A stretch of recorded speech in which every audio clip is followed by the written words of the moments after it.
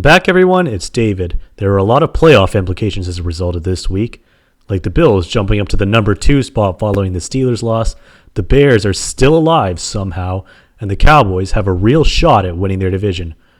We're going to break it all down, and if you like what you see here, be sure to subscribe and follow Lingo Sports on Instagram. Starting with number 5, are we sure that Sean McDermott isn't the Coach of the Year? With the NFL season winding down, people are naturally shifting their focus towards award races. While MVP is a discussion that lasts all year, things like Coach of the Year start to really take shape once we have a full body of work. This season, there are a lot of deserving candidates, from Brian Flores to Kevin Stefanski and Sean McDermott. You can't go wrong with any of them, but here's why I think McDermott deserves it. Winning the AFC East after the Patriots ruled over it for decades was an enormous feat, and one that didn't happen overnight. His first season as coach will forever be remembered for when he benched Tyrod Taylor for Nathan Peterman in an attempt to send a message, but Peterman was so bad that message lasted less than a half. They broke their playoff drought but needed a miraculous play from Andy Dalton in order to do so. His second year was Josh Allen's rookie season. The Bills finished 6-10, and there were serious questions as to whether he was cut out to be a franchise quarterback. But in this season, which will be McDermott's third playoff appearance in 4 years, it's clear that everyone on this roster has bought in. No one has made as big an improvement during McDermott's tenure as Allen. Here's a guy who barely cleared 50% accuracy in his rookie season to now throwing 30 touchdown passes and making deep balls look easy. McDermott has unlocked Allen's passing talent, and he's a big reason why he's now the second best QB in the AFC. Yeah, I said it. That said, any quarterback needs weapons in order to succeed, and the receiving duo of Stephon Diggs and Cole Beasley has been lights out. Diggs is clearly enjoying catching balls from someone other than Kirk Cousins, unlike his rookie replacement in Minnesota. Cousins on the move, throws high for Jefferson and incomplete. Having an elite route runner such as Diggs has helped unlock Allen's full potential and has made his job a lot easier. And while Beasley is someone who has always been consistently good, he's putting up career numbers in McDermott's system. When have we ever seen him do this before? Add in a defense that's getting better each week, and you not only have an AFC powerhouse in waiting, you have what looks to be the best equipped team to take on the Chiefs, especially if they finish the season as the number 2 seed. Stefanski and Flores have done an amazing job, but if the Bills finish with the best record out of the trio, then I think Coach of the Year is McDermott's award to lose. Number 4, time for the Eagles to start taking calls on Carson Wentz. A week after Hurts shone the Eagles' upset win over the Saints, Wentz came out and said he wants to be traded if he won't be the starter next year. Which makes sense. I mean, the Eagles didn't pay him $32 million a year to be a bench warmer. But how did Hurts respond to him saying that? By racking up over 400 yards and nearly leading a comeback against the Cardinals on the road in his second start. It's clear that Hurts is now the present and future of this Eagles team. Wentz used to be able to pull off something like this once upon a time, but not anymore.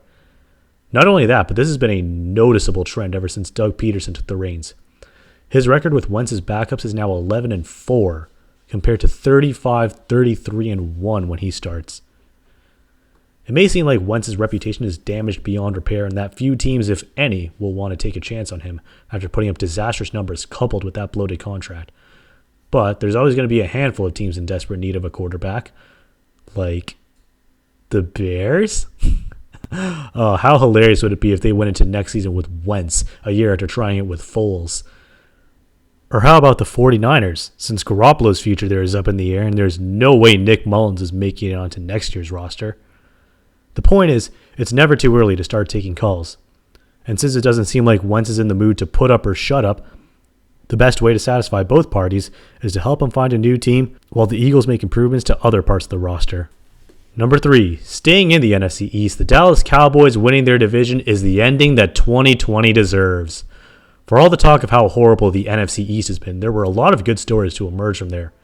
In Washington, you have Ron Rivera battling a cancer diagnosis and Alex Smith against all odds, turning around a team that finished 3-13 last season and overcame a PR crisis in the offseason. In New York, Joe Judge has the Giants competing much sooner than expected, while Daniel Jones provided the highlight of the season when he broke off an 80-yard run. Let's ignore what happened after that, though. The Eagles are finally letting Hurts cook, and we're all better off for it. So it's only fitting and keeping in the spirit of 2020 if the Dallas Cowboys, the team that's devoid of any likability, ends up winning the division. At the start of the season, it seemed like the Cowboys were favorites to win the division by virtue of having far and away the best quarterback. But when Prescott, aka the only likable figure on that team, got injured, that should have been the end of it. Getting blown out at home on Thanksgiving against the WFT should have been the final nail in the coffin. But the Cowboys are like cockroaches. They simply can't be killed. And beating the 49ers, coupled with losses from Washington and the Giants, have put them within striking distance of the division lead. Oh, really? Now the Cowboys defense decides they want to make plays? Sometimes the key for the offense really is as simple as feeding CeeDee Lamb. I mean, seriously, just look at this. And are you kidding me with this Tony Pollard run? Not only does this give the Cowboys a potent rushing attack, it makes the Zeke contract look even dumber than it already is. Their path to a division win is still a long shot, but the fact that it's even possible should have everyone preparing for the worst. All Washington has to do is win one game, but that might be easier said than done if Smith remains out and the NFL's James Harden has to start for them. There won't be a more insufferable sight than Cowboys fans talking all this shit because their team won a division with a 7-9 record. Number 2, for as much attention as Derrick Henry's been deservedly getting, Ryan Tannehill remains the key to another deep playoff run for the Titans. Simply put, there's a reason why the Titans shelled out far more on Tannehill than Derrick Henry. While Henry is capable of winning games on his own, Tannehill is still the one that runs this offense. He's the one that has to feed guys like A.J. Brown and Corey Davis, and by extending them both for 4 years, they've given themselves a clear window of contention while fielding their best offense in team history. And against the Lions, Tannehill flexed his muscles to the tune of 5 total touchdowns and 273 yards passing. That said, Henry still got his moment when he stiff-armed the life out of someone again. Seriously, what is this man eating? And it's no secret that Vrabel has helped unlock Tannehill's full potential.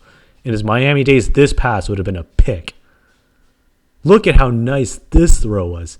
Davis has broken down in a big way this season. And when Tannehill can break off TD runs like that, it's a wrap. Of course, playoff defenses won't be as bad as the Lions, but this marked the Titans' 4th game this season, scoring 42 or more points. And if you want to see something really mind-blowing, check out how Tannehill's numbers since taking over the starting job for the Titans stack up against the best QB in the league. He has a better passer rating, more touchdowns, and better completion percentage than Patrick Mahomes.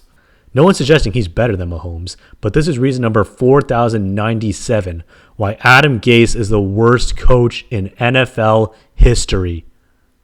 Tannehill is just as important to realizing the Titans' full offensive potential as Henry is, and as long as he keeps consistently putting up these numbers, the Titans are very capable of getting back to the championship game.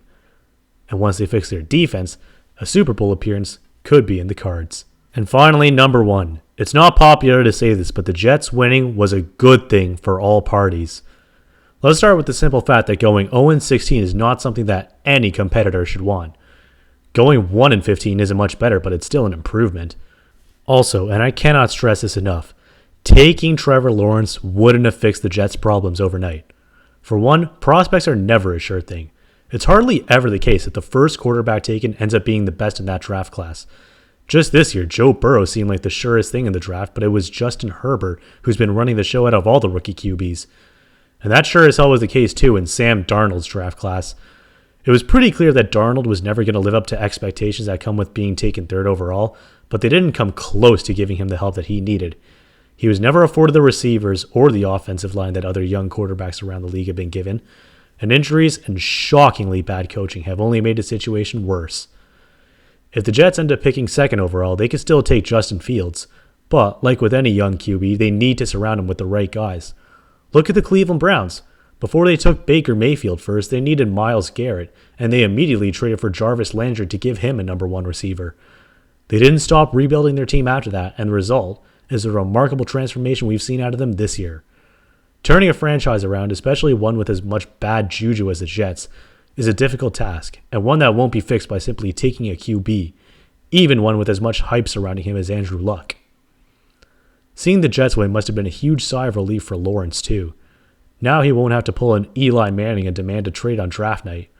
Plus, playing in Jacksonville comes with far less pressure than playing in a market like New York.